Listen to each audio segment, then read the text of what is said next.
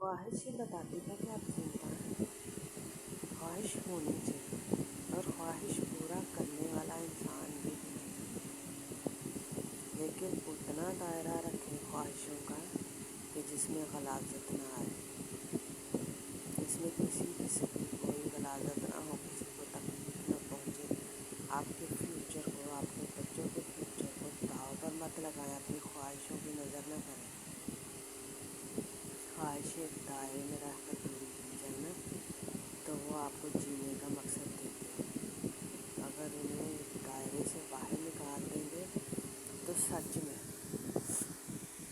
وہ جینے کا مقصد چھین لیں گی. زندگی میں اتنی اذیتیں لیں گی وہ خواہشیں کہ آپ بھاگنا شروع ہو جائیں گے خود سے.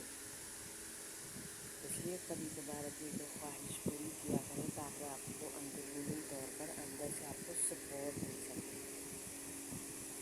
اچھا محسوس ہو سکے، آپ زندگی کو اچھے انداز سے دیکھ سکیں، اچھے سے